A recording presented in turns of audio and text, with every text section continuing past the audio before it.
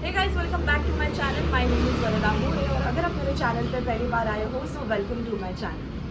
Hey guys, welcome back to a beauty business salon part 3। हमने part 1 part 2 बहुत अच्छे से क्लियर कर लिया है। आपने अगर वो वीडियो नहीं देखी होगी तो जाके आप देख लीजिए। ये पार्ट 3 है। इसमें हम दिखाने वाले हैं कि आपको ब्यूटी सैलून अगर ओपन करना है तो आपको किस तरीके से आपका ब्यूटी सैलून का सेटअप जो है वो बनाना पड़ेगा। सो ये जो एरिया है ये हमारा बाहर का एरिया है। इसके बारे में हम डेफिनेटली बाद में बात करेंगे। ओके, अभी हम चलेंगे हमारे अंदर वाले एरिया में जहाँ पे हमारा पूरा सेटअप है ब्यूटी का। तो चलो अंदर।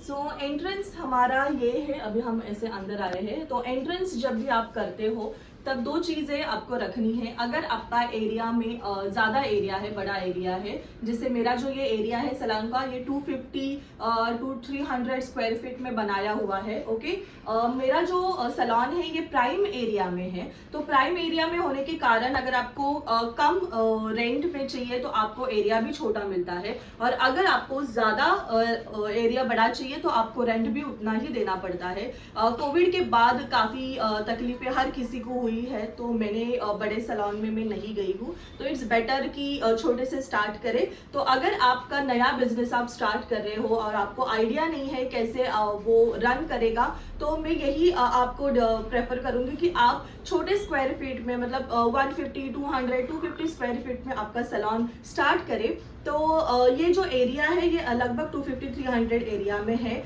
जब भी क्लाइंट अंदर आता है उसको सबसे पहले एक सिटिंग एरिया चाहिए। तो यहाँ पे हमारा सिटिंग एरिया हमने ऐसा बनाया हुआ है जहाँ पे आप आपके जो भी स्टॉक है वो आप आराम से रख सकते हो।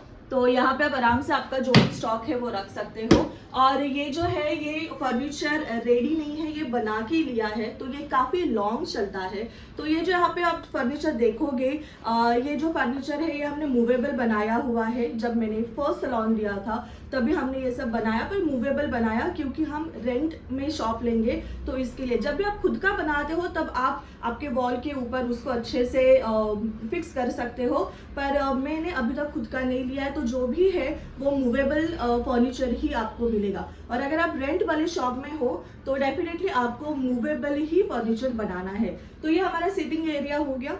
सीटिंग एरिया के बाद अगर आप चाहो तो आप एक रिसेप्शन एरिया रख सकते हो, रिसेप्शन काउंटर रख सकते हो, जहाँ पे आपको आराम से मतलब पैसे लेने हैं या इंक्वायरी देनी है।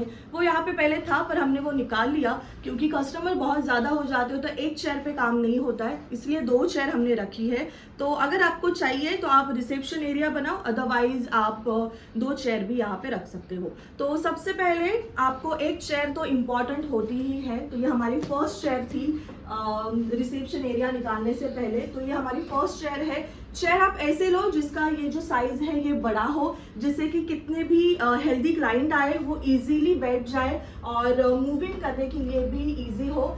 चेयर की और एक बात बताती हूँ, हाइड्रोलिक चेयर होनी इम्पॉर्टेंट है। जैसे कि आपको अगर ऊपर लेना है तो आप ऊपर लो, अगर आपको नीचे लेना है तो आप नीचे लो। तो ये हाइड्रोलिक चेयर होनी चाहिए। और दूसरी मतलब आप ये पीछे कर सकते हो, आगे कर सकते हो। तो इस तरीके से आपके ये चेयर में फंक्शंस होने इम्पॉर्टेंट है। तो चेयर के बाद सामने जो है ये मिरर है।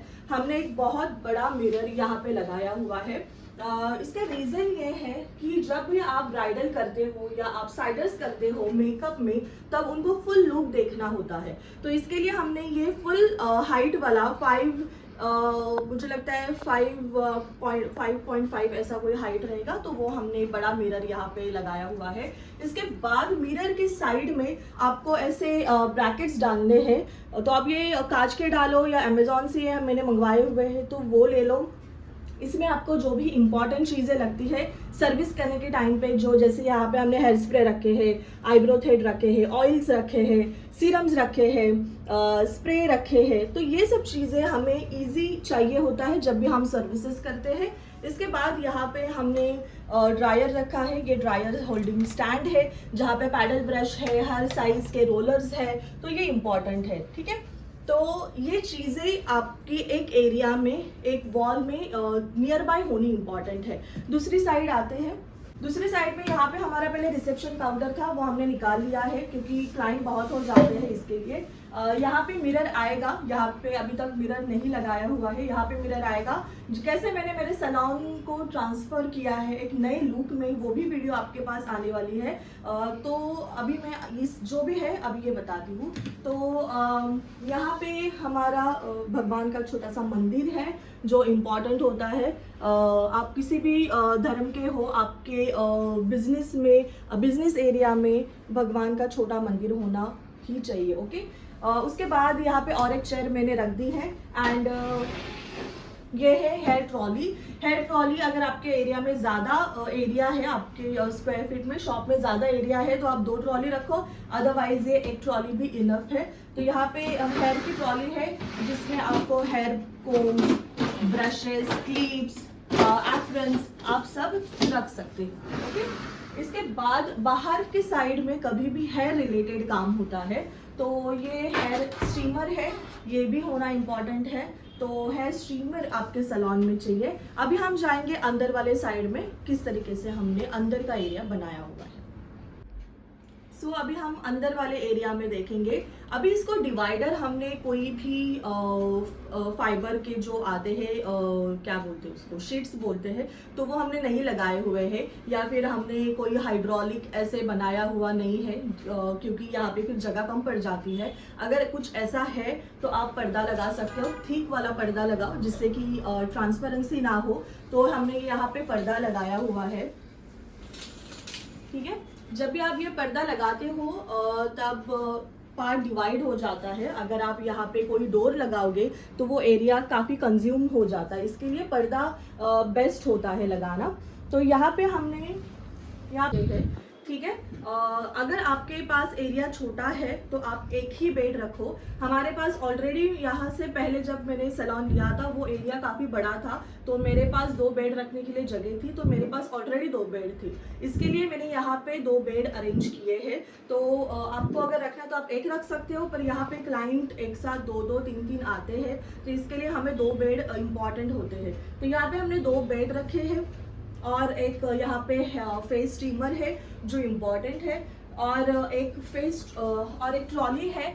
अभी ये ट्रॉली का सेटअप हम आपको बाद में किसी वीडियो में ज़रूर दिखाएंगे, पर ये ट्रॉली आपके पास होनी इम्पॉर्टेंट है जहाँ पे आप जो भी इजी फेशियल के टाइम पे सामान लगता है वो आप रखोगे।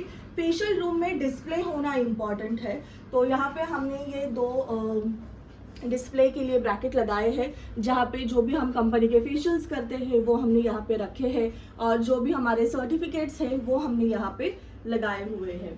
ओके, इसके बाद जो साइड में एक ऑलरेडी ये सैलून लेने से पहले, मेरा ओपन करने से पहले यहाँ पे एक सैलून था, तो उनका ये फर्नीचर है, तो ये ऑलरेडी पहले से ही था। तो यहाँ पे हमने जो भी हेयर कलरिंग ट्यूब्स है, डेवलपर्स है, या एक्स्ट्रा जो फेशियल की चीज़ें रखती हैं वो हमने यहाँ पे रखी हुई है। ये हमारा वॉशरूम है, मैं वॉशरूम खोल के नहीं दिखाऊंगी, बट ये नॉर्मल वॉशरूम है, ये कमोड सिस्टम नहीं है, नॉर्मल वॉशरूम है जहाँ पे आप चेंज कर सकते हो। इसके ऊपर काफ़ी स्पेस है, तो हम यहाँ पे कुछ ज़्यादा हैवी सामान नहीं रख सकते, बट हमने यहाँ पे पेडिक्योर टब रख दिया है। ओके, इसके बाद हम यहाँ पे आएंगे, ये हमारा वॉश बेसिन एरिया है। यहाँ पे हम हेयर वॉश करते हैं और पानी का सप्लाई भी यहाँ पे अच्छा है। और यहाँ पे आपको जो भी आप शैम्पू कंडीशनर यूज़ करोगे उसके एक बॉटल्स तो आपको डिस्प्ले के लिए रखना है। जितना आप अच्छी कंपनी का डिस्प्ले करोगे उतना ही कस्टमर को अच्छा लगता है। तो यहाँ पे हमने डिस्प्ले किया है। एसी का होना भी उतना ही इम्पॉर्टेंट है। जब भी आप वैक्स करते हो तो वो वैक्स चिपकना नहीं चाहिए, तो डेफिनेटली एसी होना इम्पॉर्टेंट है। और वॉल क्लॉक वो तो चाहिए, कितने बजे है, कितना टाइम लग रहा है वो भी आपको देखना है। इसके बाद हम आते हैं ये कबर्ड में। ये कबर्ड में क्या है, तो यहाँ पे सब नैपकिन्स, टॉवेल्स, डिस्पोजेबल शीट, ये सब चीज़ें यहाँ पे रखी हुई है, जो कि हम इजी होता है लेना जब भी आप वॉश करते हो। तो आपके वो वॉशिंग एरिया या फेशियल बेड के एरिया में ये सब चीज़ें होनी चाहिए। मैनिक्योर पेडिक्योर एरिया में यूज़ कर सकते हो। इसमें सब एक्स्ट्रा सामान रहता है। और फिर यहाँ पे आते हैं स्टोरेज एरिया। यह हमारा पूरा स्टोरेज एरिया है।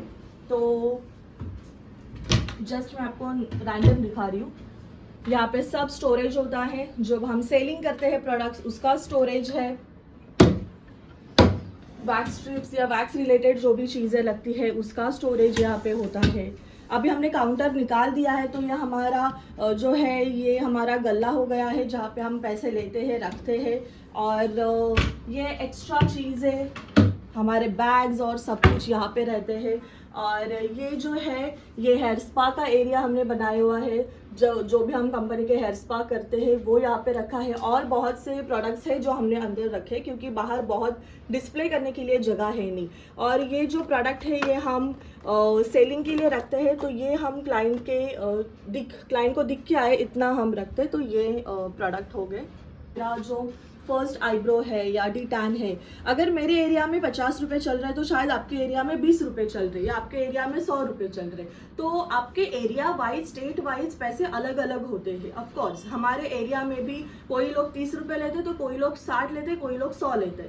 तो हर जगह का अपना अपना खुद का एक मार्जिन होता है। तो मैं आपको ये सिखाऊंगी, एक स्पेशल वीडियो इसके ऊपर बनाऊंगी कि आपको किस तरीके से आपका मार्जिन बनाना है या किस तरीके से आप आपके रेट कार्ड बना सकते हो। तो आप खुद का रेट कार्ड बनाओ वो बेटर है। पर मैं आपको डेफिनेटली मेरा रेट कार्ड दिखाऊंगी और सिखाऊंगी भी कि आपको किस तरीके से मार्जिन रखना चाहिए जिससे कि आप इजीली आपके प्रोडक्ट्स जो है उसके पैसे भी निकाल पाओ और अच्छे से आप आपके सैलून रन कर पाओ।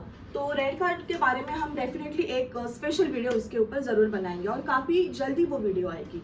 इसके बाद यहाँ पे जो भी इम्पॉर्टेंट चीज़ें हैं जैसे आप जो भी कलरिंग करते हो तो कलरिंग का ये जो शेड कार्ड आपको मिलता है जो भी कंपनी के आप करते हो तो वो आपके पास होना इम्पॉर्टेंट है क्योंकि क्लाइंट को शेड कार्ड दिखा के आपको कलरिंग करना है।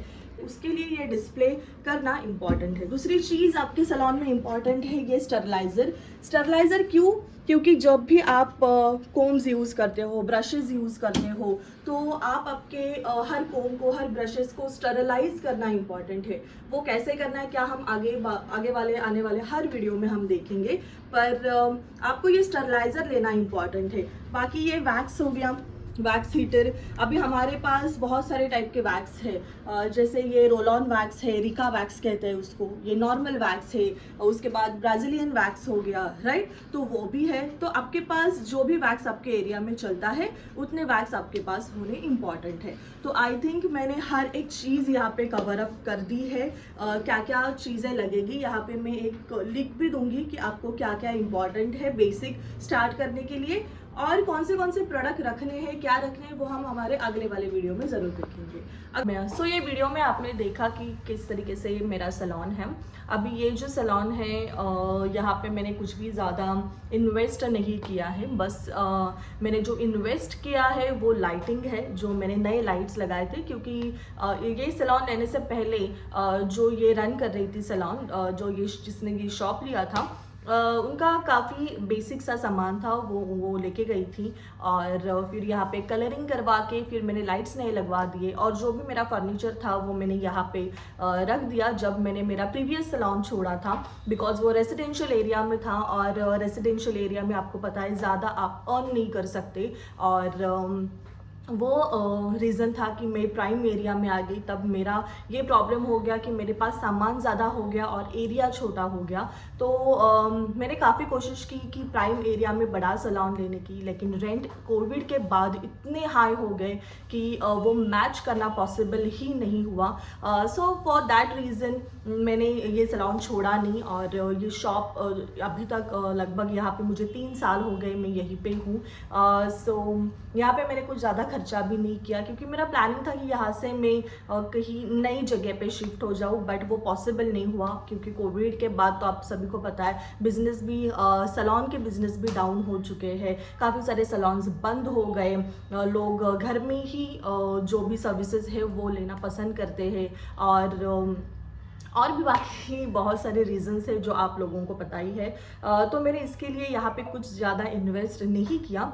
तो मैंने इस बार सोचा कि चलो यहाँ से और 1-2 साल तो हम नहीं निकलने वाले, तो इसके बाद जब आप मेरा सैलून का टूर देखोगे या इसके बाद जब मैं बनाऊंगी वीडियो सैलून में, तब मैं आपको डेफिनेटली जो भी चेंजेस मैं करने वाली हूँ सैलून में वो भी मैं आपको दिखाऊंगी। क्योंकि मुझे लगता है सर्टेन टाइम के बाद वॉल्स ख़राब हो जाती है, प्रोडक्ट जो भी हमारे इक्विपमेंट्स है वो ख़राब हो जाते हैं और पुराने हो जाते हैं।